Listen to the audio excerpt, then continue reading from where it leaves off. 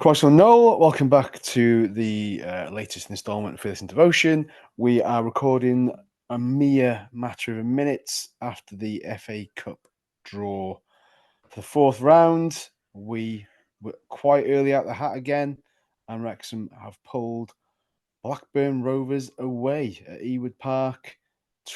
Weekend commencing 27th of January. Andy, what's your first thoughts regarding that one? Yeah, it would have been a great draw in 1996. You're such a miserable bastard. I wanted the glamour one. I wanted to go away to a Premier League club, have a Are you good day telling me out. there's nothing glamorous about Jack Walker's former Premiership winners with Sutton and Shearer up front, and the That's Wrexham what I mean. That would have been native? great in 1996 when I was playing Championship Manager. That's perfect. Love all that. Now I'm struggling to name you a player. I know they had that fellow who thought he was Chilean, but he was actually from Chorley. Or was it Benjamin Diaz something? What But I about think Two he's gone Guy? now. What Sorry? about Two Guy, legend. Again, you're talking 30 years ago, mate. Robbie Savage. Yeah, okay. That's 2006, I think. But yeah, Matt Derbyshire. again, it's a long time ago. Yeah, look, they're a grand old club, but you just want something. You want something to wow you in the fourth round because you think, right, we can't get drawn away again at a championship team. And the thing is about a championship team, the 70% chance they will beat you because they are a couple of divisions higher and they're better than you. But Coventry thought that last season, and look what happened there. Sheffield United thought we'd be a pushover, and we absolutely were not. I do think that we do play better, the better opposition we play, and I think we'll give them a game. I would probably say that I've probably said they've got too much for us at this moment, but that's the cup. That's the magic of it. Well, I think the magic of the FA Cup is definitely not sort of firing through your bones, Andy. Liam, please counterbalance that modern football fan that we've just witnessed and give us a bit of excitement about that, for God's sake. Well, there were massive screams in my household when the draw came out because my son was having a bath. And I had the phone positioned precariously close to said bath. So I would have been screaming if it fell in. Look, my first thoughts were similar to Andy. It's not the most glamorous. I don't feel like the draw gods are being the nicest to us. But on reflection, an away day is what I wanted. Decent allocation, pretty likely by the looks of it. Yeah. So hopefully there won't be too many ticket moans, which can only be a good thing. And I know the odds will be in their favour, but I do think it's winnable. We beat Coventry. I wouldn't have given us a hope in hell before that match. So I think it's definitely winnable. So that kind of begs the question that what is more important at this stage of the FA Cup? The romantic nature of having a glamour tie or a winnable tie? We'll stick with you, Liam. What at this stage? So let's just rewind and let's just pretend the draw hasn't happened yet. What is more important for you at this stage? I'll be honest. I'm a bit like was sort of the kid at Christmas. I wanted I think for me it was either something like Spurs away, decent new ground, good size, or somewhere like Newcastle away. That would have been the excitement for me. But I did actually think before the draw happened that you looked at most of the list for that draw, and the only teams I didn't really fancy were, I know some people wanted Maidstone, but I was like, no, that's a banana skin for us, potentially. So you can't say it's a terrible draw, but for me, I would have, much like Andy, I would have liked to have had a bit more of an exciting draw. I just want Premier League teaming out. Right, go out, have a good day. Go down to Spurs, go to Liverpool, go to Wolves. Yeah, have a good day. Why Wolves? See, I find that on a par with Blackburn if you're going to go on about glamour ties. The thing is, it's a Premier League team, so there's more doesn't matter though, does it? There's more interest around it automatically just because they're in the Premier League. It doesn't matter how big they are compared to Blackburn. They're probably similar sized clubs, but because they're in the Premier League, to have a Premier League scout is much better than to have someone middling in the championship scalp, as we, so that's the only thing I'm thinking. And I've never been to Wolves, and it's easy to get to. So it's all about you, isn't it? Really, all it comes down yeah, to. I mean, ideally, I wanted Leeds away because we've never played them. Mind up, you either won it in London, now you won it in Leeds, Liverpool. What's it to be? Well, I wanted an away day out where we went and we lost, and then we could concentrate on the league. I don't want the cup to be. I don't want the. I mean, we're in a great position in the league. I don't want the cup to be a distraction. Mansfield aren't in it. Stockport aren't in it anymore. So it's only us at the moment, and it could be a bit of a distraction. But I'm going to enjoy going to Blackburn. Of course, I am. I'm I'm not really pissed off, but I did feel that the amount of crap draws we've had in the cup for nearly 15 years, it would be nice to have a big boy. We've hardly got past the second round in those 15 years now. This is going to get clipped up, isn't it? This segment by some Blackburn fan as entitled little Wrexham being twats. I just think I get where people are coming from and like, oh yeah, it's winnable. We can't get carried away from ourselves because we did really well last season. We didn't really give ourselves a chance. We probably sort of sold ourselves a bit short against Coventry, and then that gives us a big leg up. And then obviously we know about the Sheffield United thing. We haven't played Blackburn since 1982, so it's a first for me. I think we've played them in a pre-season friendly. Yeah, at some point or other. I'm almost certain that's the case. John Dahl Tomasson is their manager, Swedish legend. If he was Swedish. That Sammy Smodits is up front, really, really shit hot striker. So we've got to be on our guard about that. So I don't think we can take it lightly by any stretch of the imagination. And I just think, again, it could have been a lot worse. It could have been a lot better. I think it's one of those sort of middle draws that you'll kind of take really and go with it. And we'll take 7,000-8,000 there once again and have a good laugh and have a Lancashire hot pot in the process. So do you reckon it'll stay as a Saturday? I imagine it'll stay as a Saturday, won't it? Yeah, I can't see they're going to rush to put this one on. Maybe if we were at home, it would have been like one of the plum sort of Sunday ties. But as we're away, we're expected to lose. I think it will more or less remain as a 3:00 Saturday, which I'm happy about, really. Right. Okay. Well, in order for us to get to that round, we obviously have navigated a safe passage through round 3. Let's try and inject some jam back into Andy's donut.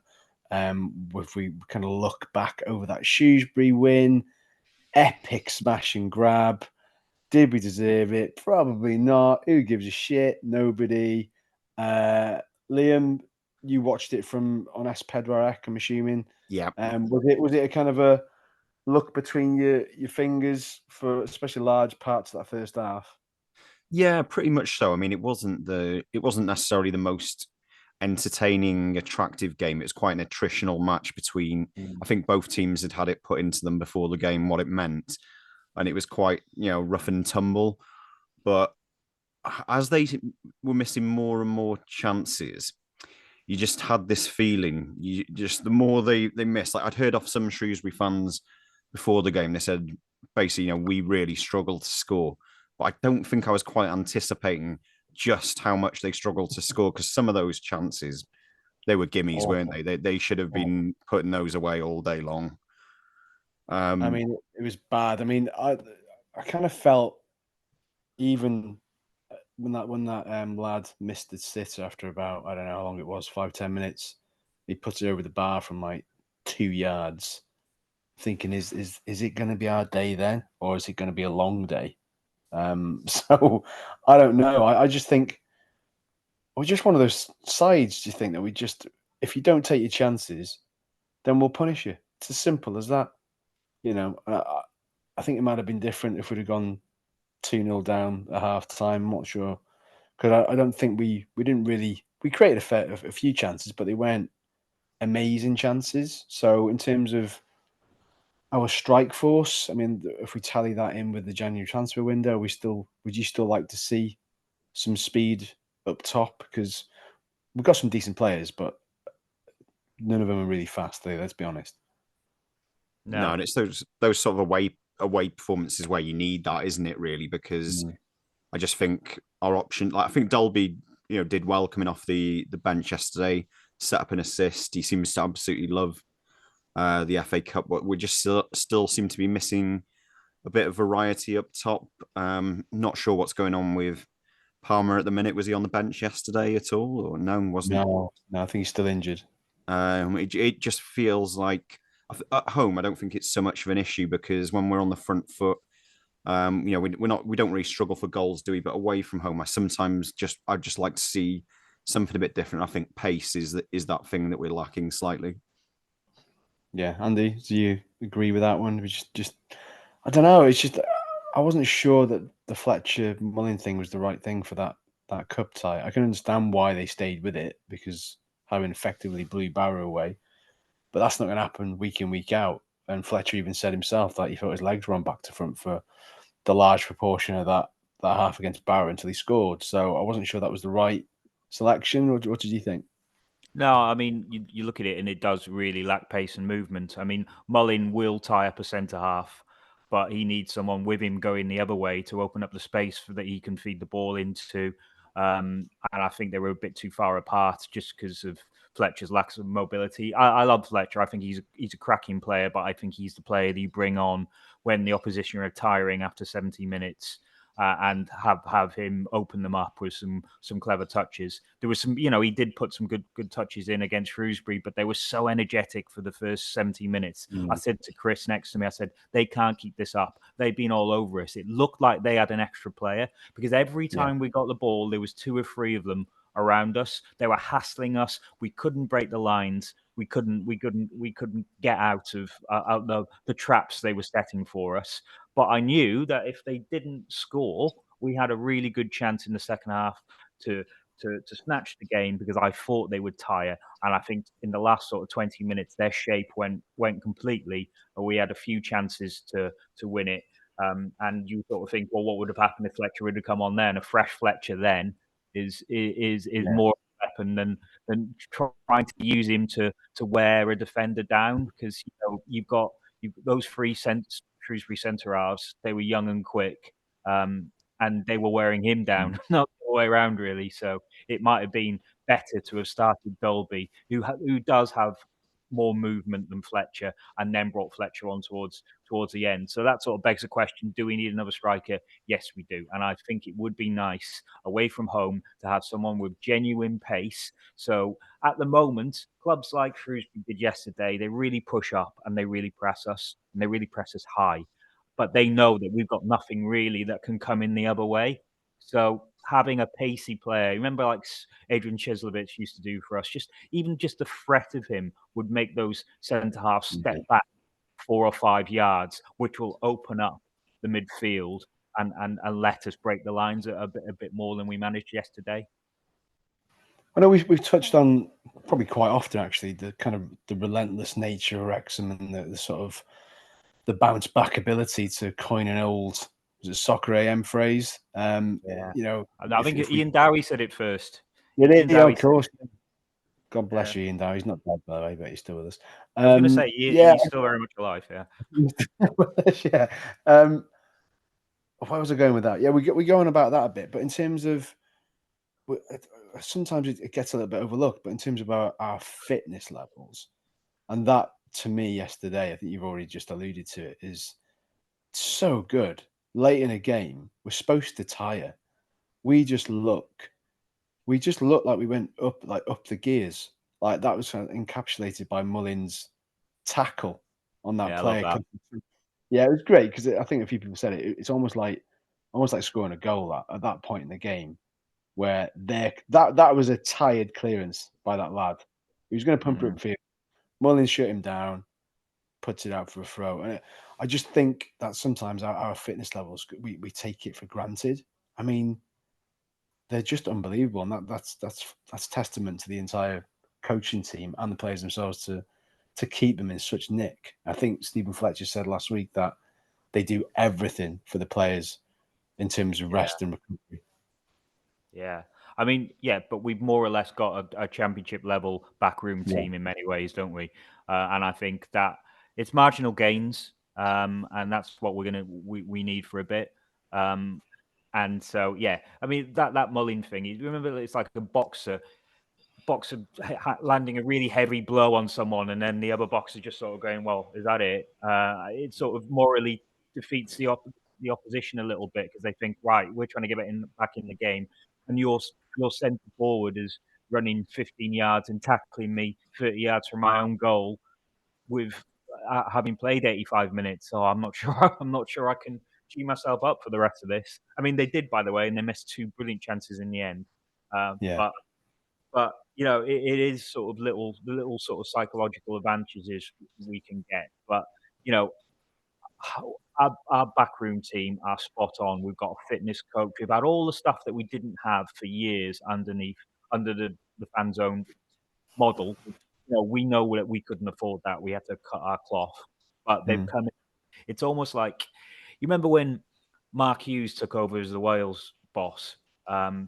It was very much we always had good players, but it was very much that we couldn't really push on because we didn't have the little bits around the squad that made it more professional and made it better. And you know, stuff like flying down to games, stuff like always staying in a hotel. They're the little things that make a player think, right, I feel like we should beat this lot. I feel that everything has been set up for me now. Now it's just a case of I have to show how good I am. So yeah, absolutely. The fitness breeds from that and the team we have behind Parky. Did we fly to Shrewsbury? Did we, or did we overshoot? We did. Yeah, we did. We did. We had to. It was strange because we had to bus to Manchester, and then we had to fly to Manchester, and then bus it to Shrewsbury. But it worked. Apart from Liam, apart from Elliot Lee yesterday, player of the match. Was he? Was it? Yeah. Well, he was Emirates. On telly, yeah. Nailed on Tom O'Connor. That was Tom O'Connor played really well in the first half. He was the only one who was really steady on the ball, where you know everyone else was rushing it a little bit, and he scores the winner. Nailed on Tom O'Connor there. I actually think Lee, over the last sort of couple of weeks, it's dropped off a little bit. Mostly because he could never keep up that pace that he started the season with. Do you know who agrees with you, Andy, on Tom O'Connor? Liam Randall? Harry Redknapp. Oh, does he? I saw a link to an online article before, named his team of the week. Very formally called him Thomas O'Connor. So, you know, they're not on terms, but he rated him quite highly. The only other person I would suggest is George Evans, just a cut above, really. At this level, you're rolling your eyes there. He's not the hipster choice. Doesn't look like Tom Selleck enough for you. Is that what it is? Who's rolling their eyes? Me. Yeah, I thought you were casting aspersions on my mate, Gorgeous George. No, I mean, George Evans has come from the Championship. He should be a cut above. You're so matter of fact. I reckon you just like Thomas O'Connor because he wears faux leather jackets like you. I reckon that's the real reason. And he looks like a German porn star from the 70s. What's not to like there? No, true. His sort of. Do you know a lot about Germany, Andy? It's growing on me a little bit. It's growing on me. I didn't like it at the first. I thought it was some sort of Movember sort of joke, or like he hadn't done his Halloween. Here's a little story for you about Tom O'Connor's current look. Humphrey Carr kindly came down to the Gursel District Reds meeting in the week, but there wasn't any massive reveals or spoilers. Training ground sites are still being looked at and identified and worked around. Cop stuff progressing as much as it can do at the moment. Anyway, back to Tom O'Connor. After the Barrow game, Tom O'Connor was one of several players from both teams that were randomly drugs tested, as is standard. They had to keep moving the drugs testers out of the side room because obviously the injured Barrow players were coming in, using that room. They had to kick out the drugs testers. And then when the first Barrow player was carted off, they went back in there to wait for the players. Then they said, look, you need to go again because we've got another one coming in who's coming off the pitch now. So they had to move him again. Anyway, after the game, players randomly drugs tested. Humphrey Carr did a wonderful Tom O'Connor impression and a very stereotypical northern accent for a Barrow player. And he just basically said that Tom O'Connor was just waltzing past waiting for his piss test. And this Barrow player was like that. Okay, now is that you're still doing Movember around these parts or what? Like, and he meant it in a serious way, and Tom O'Connor was like, "No, it's just something that the players like, you know." And that was it. That was my shit. Was that Jerry Adams there? Like, I was going to say, can we overdub that? But then that would be Jerry Adams, so we shouldn't overdub it. I'm wearing it for a pop concert. It was just the Barrow player genuinely thought it was like an extended November thing, and he's like, no, it's just I just like it. What do these drugs testers look like? Do you think they're there in like all white coats and got clipboards and stuff? Clipboards, yeah, I don't know. I mean, that's always fascinating me. I reckon they look like drug dealers. So that's the first thing they try and catch you out with. If you go up there and go, yeah, got any E? And then they go, I got you already. For clarity, Thomas O'Connor or any other Wrexham player does not seek out ecstasy tablets. We're clear on that front. Right, I've completely lost my train of thought on this now. Anyway, yeah, we talk about Tom O'Connor's wonderful mullet and moustache look. Max Cleworth, let's just touch on Max. A couple of hairy moments. They targeted him. To start, but I think he grew into it. And ultimately, I always say it. Yes, we rode our luck, but if you're a defender and you keep a clean sheet, it's job done.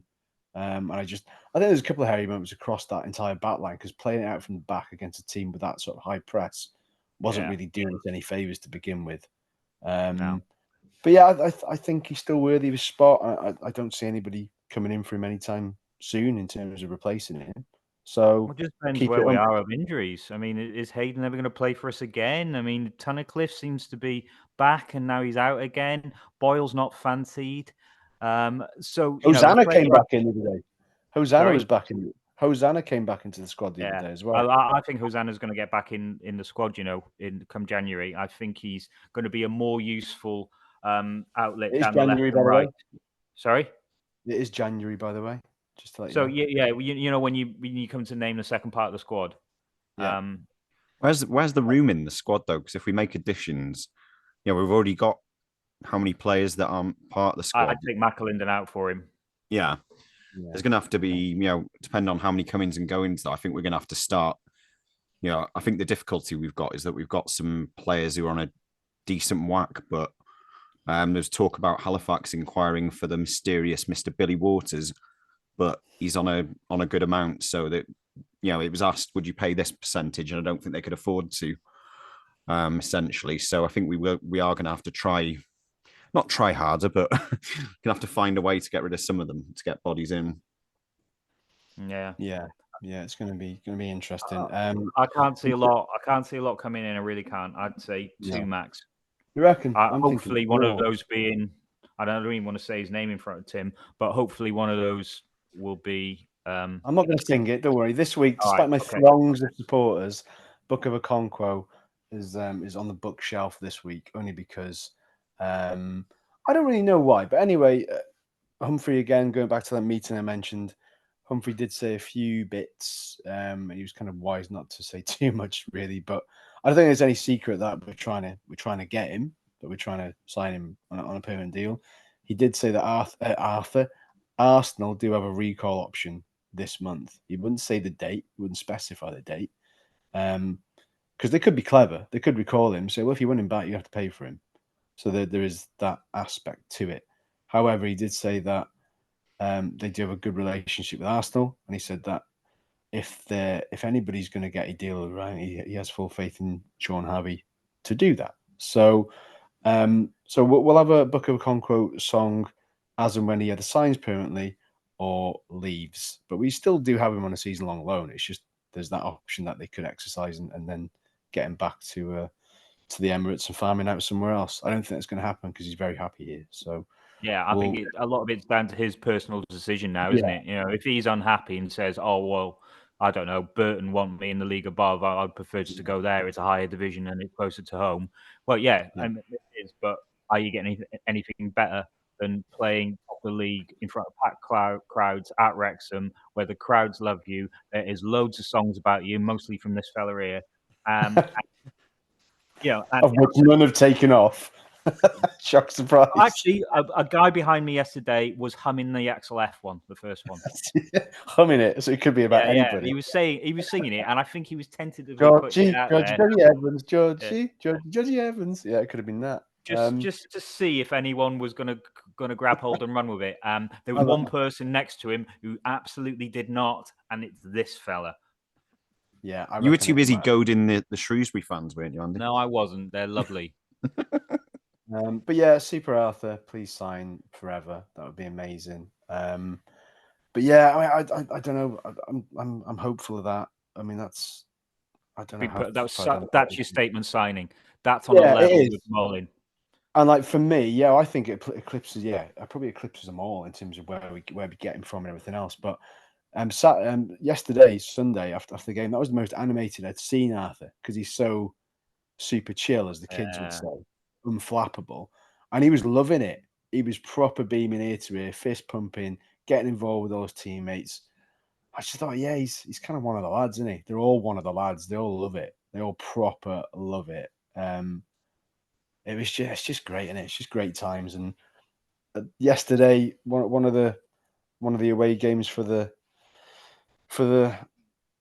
dawns of time, Andy. It was just a good day out all around, wasn't it? Just in terms of... It was. I don't think the atmosphere was a touch on Coventry last season, and I don't know if it was the time. I don't know if it was quite hard to get something going in that stand. It just didn't. The atmosphere didn't really hit me in the face. You know, when we're on it like that, and maybe it's because we weren't massively the underdog yesterday. It was more or less a 50-50 game, I think. But I think, I think because the Coventry game, it was like the pressure was off us for a bit from the league. Maybe, let's just go there, enjoy it, and it's not tense. It's a free hit. Yeah, whereas, no, you're right. You're right. Yeah, I think there was a little bit of that element to it, but you know, Shrewsbury fans furious. Tom Flanagan, we've got to mention that quickly. Who is he? Who is this Tom Flanagan? Well, it's the comments that came back to bite him on the ass. I mean, the whole thing of they come here as a League Two team, blah blah blah blah. He made the sort of slight error of saying that they were all semi-professional footballers last year. What was that? I think he might have misquoted himself by what he maybe meant to say. Either way, Elliot Lee held into account his post-match press interview. Basically said, "Yeah, this one goes out to Tom O'Connor. That's for you, mate." For branding a bunch of part-time footballers. So. Again, it's just great, isn't it? They're all singing from the right song. That is good team spirit because it shows that they absolutely give a shit. And look at they're McClean. not coming here to pick a paycheck and go, oh, well, you can say what you want about us. They're actually going, hey, we're in this together, and you slagged off my teammate and me, and there's one for you. So and it's great because it was like let the players do the talking, quite literally on the pitch and then off the pitch afterwards. And Parky was quite measured in that his press conference. He's always measured. He's an old pro at that. He's got Jedi mind tricks. The beauty of that, I think, is that Parky he sits his players down, team meeting, and go, right, this is the magnitude of this game. This is what it means, and this is why it means so much to the fans. He did that against Newport. He's done it against Shrewsbury. He's probably done it against other key games. You compare that to Taylor, the Shrewsbury manager, and he even said in his pre-match thing, he goes, well, you know more about it more than I do. I know we beat him last time they were, and it was just, it wasn't even downplaying it. It just seemed smacked of a little bit of an arrogance from their side, and that ultimately helped contribute to their downfall. So unlucky, Shrewsbury. We'll see you next season. It's highly likely. So I thought McClean had lived opposite the border to Shrewsbury all his life, the way he was getting involved and blowing them kisses and stuff. But he absolutely thrives in that sort of he's game. Such a wind-up, isn't he? Oh, such a wind-up. But he deflects the pressure and attention from his other teammates then. Yeah. He's used to it. He's used to it. Exactly. Go on. Simple question. If we do go up, do you give McClean another year? No. I'm as a cult hero. He'd leave with his head held high. Thanks very much. You came in. You did your job. It's brilliant. It's a club and him that are intrinsically linked in terms of his beliefs and everything else. And I just think, it's not like he's not good enough. He is. He's a good player. I just think he and Fletcher are kind of like the stop gaps of experience. And nail that position. And tactical nous and doing the dark arts that you can't always rely on Mullin to do. You can't always rely on Mullin to try and, put a bit more extra on a challenge and get a penalty. Things like that. You needed the players to have that air of nastiness and dark arts about them. And Fletcher and McClean are perfect at doing that. Do we need it beyond the season? I don't think we do. We have to be clever about it and go, you need to put that wage into somebody else for what we're aspiring to do at the next level. So I think I agree. Liam? He's not a bad player to have around the place, in terms of his influence on the dressing room and that side of things. So I could see the logic if he played a bit less regular in the team. But then again, you have to say, you have to weigh up how much money is he on, that type of thing as well. So it's not a complete no from me, just because I don't think that kind of experience and influence can be massive. But we do also need to think about where the wages are going on our squad and is who we've got playing. Are they good enough for League One? Well, we know he's played at that level before, but I'm looking to sort of longer term solutions, the likes of a Conquo who can take us there and be with us for a few years to come as well. Yeah. You know what? I think Parky always looks at what he needs to get us out of that division. So in the conference, he needed players like Tozer, he needed players like Palmer, and he needed insurance policies like Waters to get us out there, and he got us out there. And then the next thing he's thinking, right, what do I need in League Two? Well, it's a different challenge. It's not your big sort of blazing centre half from Ebbsfleet. It's a bit more subtle. What League Two players will do. I'll bring in some experience. I'll bring in the likes of Fletcher, the likes of McClean, who know the divisions up and down, won't be fooled by anything, and will help us on the pitch when we need it most. So, yeah, he's done that to get us out of League Two if we do go up. If we're in League One, it's a different challenge again.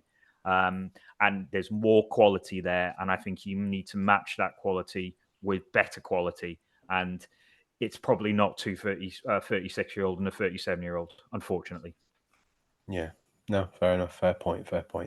Anyway, looking ahead, before we look ahead, I was going to mention the Wrexham women as well. Got the comeuppance, unfortunately, in the Gennaro Adran Trophy against Cardiff City. Lost 3-1, which annoyingly was played on the same day as the men's game at Shrewsbury. An unfortunate clash.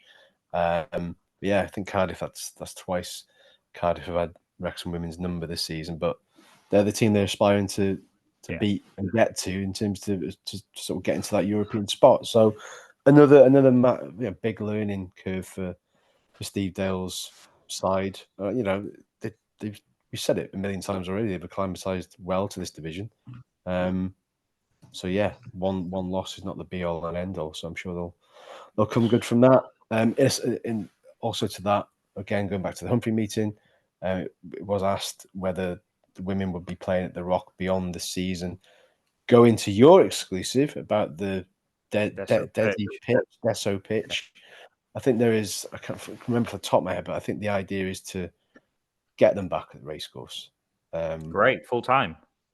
I'm not sure. I don't want to say fully because I can't remember the full conversation because I was really comparing the things, so I can't properly remember. But I think there was some suggestion that they would ideally get them back at the racecourse. I'm not sure if it would be full time or every game or every other game or so many. But then big games, yeah. What does AI think about that, Andy? Let's not ask. Well, I think you also mentioned that ideally long term that they want the women to have their own identifiable home as well. I'm not sure whether that would form part of the training ground. Humphrey mentioned that Fleetwood's training ground is kind of the example they're looking at in terms of you start with so many some offices, football, sort of back offices, and then you expand it out. So you've got training pitches, then you've got more training pitches that are used for the community as well as the team. So yeah, go and look at Fleetwood Town's training ground, and that's kind of what they're looking at as a model of which the Wrexham are looking to build towards in future. Can we not buy Fleetwood Town's training ground off them? I know it's a bit of a commute, but I don't think given Andy Pilley's current rap sheet, I'm not sure we want to get involved in Fleetwood Town's murky.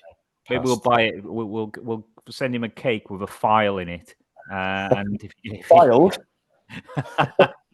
and with a file in it. We'll swap that for a training ground. Yeah. I know what you mean. I've seen it in a few clubs where you more or less have a pitch with a load of seats around it. Not like huge stands or anything, but enough covered seating, and the rest is, just provides good access to watch the game. Yeah, okay. And it would be nice to get them away from the Rock. Really, I know there's a few things bubbling behind the scenes there. It fulfills a purpose, but yeah, we need to give them a proper home, really, we need a proper training ground. That's the next part of this jigsaw behind the scenes, but I'm sure the club are acutely aware of that. I mean, they're still trying to build a cop, and they've got the training ground on their mind. One thing that has gone really well overnight was Welcome to Wrexham. 5 Emmys, wasn't it? Direct. Yeah.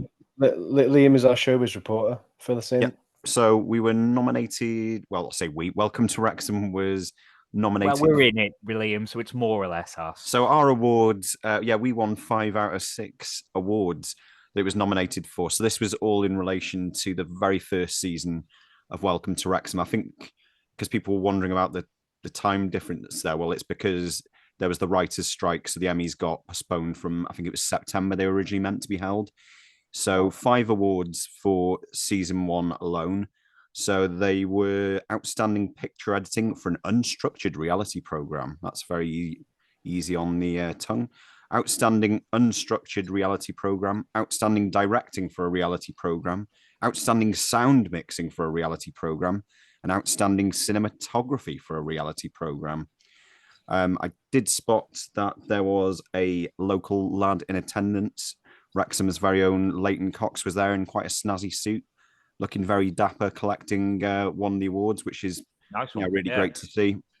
He'd been involved in, I think, the Man City documentary before this, so it's great to see local talent doing well as part of it all. I can't imagine there's much of a better feeling than getting a prize for a documentary on your hometown. Yeah, no. I mean, absolutely fair play to them. I think the only word to use is outstanding for all the mentions you've just dropped there. But yeah, great news and testament to everybody involved in the documentary. Some of that can go a little bit underappreciated. A lot of work goes into it. So congratulations to all involved. Looking ahead, let's look ahead back to league action. We've got Wimbledon, AFC Wimbledon at home on Saturday. Haven't we? Why are you shaking your head? I've just got a weird story about this, but go ahead. Okay, right. Let's be worried or not. Wimbledon, they should be without some key players. I think Pell is suspended, I want to say. Yeah. They've had players who are out, been on loan to them, going back to their parent clubs. I understand. I can't think who's here off the top of my head. Distinct lack of preparation today. Still on the come down from Shrewsbury. So, Andy, give us your story before we do predictions. Oh, it's not a great story. I've been offered a it's a trip run by Amazon, and it's sort of like a Wrexham experience. And they're sort of training up some journalists from London to experience Wrexham, and I've managed to get myself on the trip. So I am looking forward to what Wrexham will deal me up as I fraud. As I disembark the train and look around. You were the ringer. You're the ringer on this. I want you to. Don't tell me. I'm going to keep my head down. I want to see what they really think about Wrexham. Why is this? You need to grow a Tom O'Connor moustache and shave the sides of your hair just to go in incognito. And wear a top hat. Yeah, well, if it's London-based journalists, yeah, absolutely. Well, why is it only for London-based people? I mean, it's not. It's for all journalists, but a lot of them are coming up from London. It's like the war, isn't it? Sending everyone from London out packing to the sticks. See what you think of Wrexham. Yeah, I suppose there's no point sending Rich Williams to it because he knows what Wrexham is. But they don't know I'm from Wrexham, you see. So they'll take one look at you and they'll be like, Wrexham through and through. Yeah, keep it stum. Especially when you approach the ground, you see the floodlights and you're like, you start just doing a little Tigger impression. Yeah, and everyone's saying, "All right, mate." You're using your season ticket today. Shut up. So, are you in hospitality then for this? Yeah, I think we're match sponsors or something like that. Yeah. You heard it. Andrew Gilpin's got a spare ticket. Go and DM him. No, my brother-in-law's dad's got it. So he's happy as well. I reckon I could volley you in the royal box from where I sit if I just chuck something. Volley me? Yeah. All right. Okay. Anyway, keep my head down. Don't let anyone on the trip know that I'm a mole. I'm an insider. I'm just going to be whispering, "Go to the turf. It's brilliant." In their ears. Love a freebie. Unbelievable. What about the fat ball? That is the other thing, right? I mean, when this was just sort of mooted to me, I went, well, I'm probably going to go to the match anyway, but I'd probably just drive in the morning and have to pay petrol. This way, I get a meal, and I don't have to pay for the train. It's absolutely perfect, and I will write nice things about Wrexham. You love a freebie. Trip to Wrexham. Throwing prawn sandwiches into the paddock. Have that, peasants. Yeah. You can be expected to do like a first person where it's like, as I went up to Wrexham, I was amazed to see. Yeah. What did I see? People on their hind legs wearing clothes. I was greeted by a tramp with a glass eye. She said her name was Betty. That'd be wild. Anyway, yeah. Wimbledon. Wimbledon. Well, Yeah, I'm going to be too drunk, just sipping champagne to actually to make any sort of notion towards the match. But I think they've got their Iraqi striker, the fellow who's been scoring quite a few goals. Al-Hamidi. Yeah. He's out. He's at the Asia Cup, I think. So that's good news. So I think, and I hope, after 6 days rest, I think we'll go in strong. I hope it's going to be a 2-0. Ooh, go on then, Liam. We're at home. I like us at home. 3-1 Wrexham win. Simple as. Yeah, I like that. I'm going to go a step further. I'm amazed that we've gone through this entire podcast and not mentioned Notts County losing their manager, but we don't need to, do we? It doesn't really matter. Who? I mean, everyone else has mentioned it on Twitter. Do we need to? No. Never heard. Yeah, good luck, Swansea. I'm going to say 3-0. I think Wimbledon are no mugs by any stretch of the imagination. I just think it's time we start knocking some of these clean sheets together. I dare say we'll probably have a few players back in the mix to freshen up that bench as well. And 3-0. I'm confident. Like, how can you not be with the home record we've got? It's just obscene, absolutely obscene home record. So, but we're going to come unstuck one day. I just don't think it's going to be yet. Yeah. Someone's going to do this. I just look at Wimbledon and the players they're missing, and the fact that we gave them a good game down there early on in the season when we hadn't really gelled or was just still a bit jet lagged from America. I think at home with that crowd and me in the royal box throwing my monocle up in the air, I think it's going to be an experience, and I think we're going to win. Are you in the royal box like the? I doubt it. I don't think so. I don't think. No. Is Jeff Bezos going to be there with you? Well, yeah, I think so. Yeah, absolutely. I would hope so. I mean, he does travel cattle crash from Euston, doesn't he? Do you know who the rest of the journalists are that you're coming up with? I've been told a few names. Right. So you got to do some secret filming on a train because it's just going to be dead funny. This is just going to be these Wrexham lot, a bunch of wankers. All their fans are idiots, and you're sitting there going, "Yeah." Well, to be honest, I'll be the guy saying that. I think it's going to be you. I can say it because I'm from there. It'll be you, Tommy Couse, under a different alias, and Wayne Phillips all just coming up together. Even though Wayne lives locally, he just fancies a train journey from London. Yeah, me, Nathan Salt. I'm Thomas Edam. This is Gil Andrews. We're going way back. Yeah. Well, anyway, look out for us. But if you see me, don't make eye contact or say that you know me, because I'm keeping my nut down, aren't going to throw a Fearless and Devotion issue 6 at you and go, I've already got this. Rip me off. Yeah, it'll be good. I think it'll be good. It'll be everybody buzzing again at home, you know, and some of those results depending on your perception. The other day with Mansfield losing at home to Crewe, Barrow winning at Tranmere. It's just as you were. We're on the same games played as Mansfield now. We're still third, I think. So yeah, looking handily placed for an assault of that top 3 to stay there. So yeah. Just before we go, right, 2 schools of thought on that. Of Saturday's League 2 results, would you rather have had Barrow lose and Mansfield win? Where are you looking? Are you looking at us just being in the top 3, or are you thinking we can actually win this, Tim? I understand it, because naturally when you saw the results, like, oh yeah, that's worked really in our favour, because we wouldn't have thought. I wouldn't have thought about it in any other way, shape, or form. I can understand people saying, well, there would have been a bigger gap if this had happened, and blah blah blah, and if Crewe had lost. I understand that, but I think we're splitting hairs on it, really. You know, I don't think it really matters. You just take care of your own business and get on with it. So I it would be great to go for the title.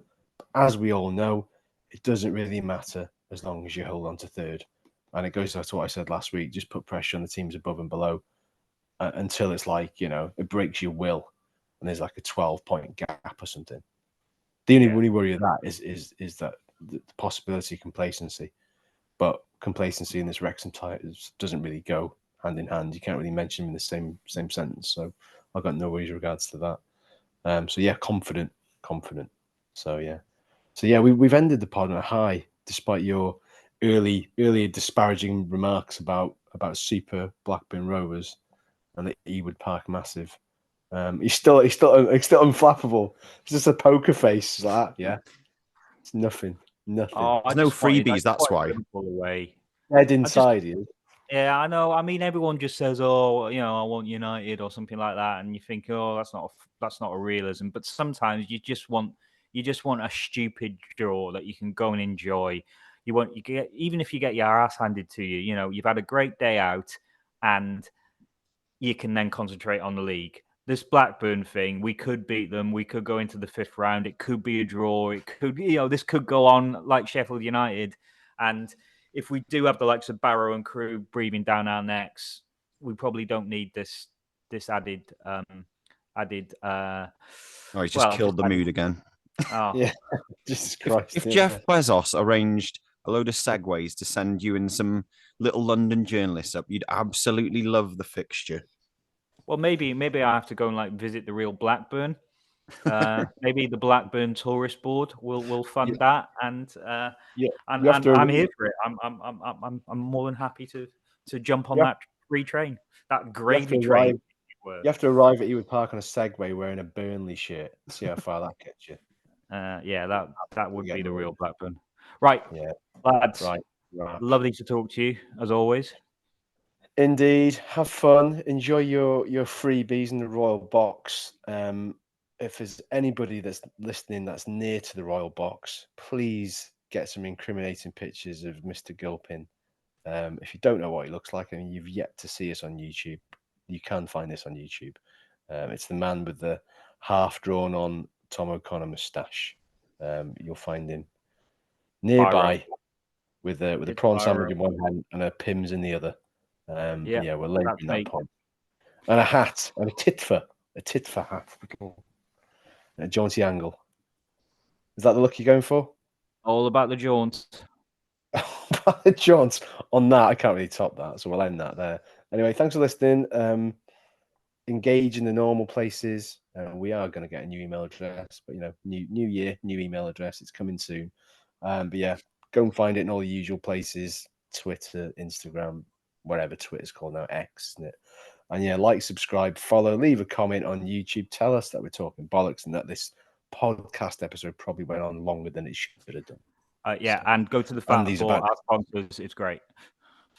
Yeah, absolutely, 100%. Go to the Fat Boar. Can we insert this bit in at the front? Probably not, but it doesn't matter. I'm not editing this now. It's too late. I'm going to bed. Eat lots of Rich's food because he's got mouths to feed and he's got a pub in Bangor-on-Dee to pay for. So go and buy his food, please. Great. Right, lovely. Thanks a lot. Take care and speak to you soon. Cheers. Bye-bye. Up the freeloading Reds.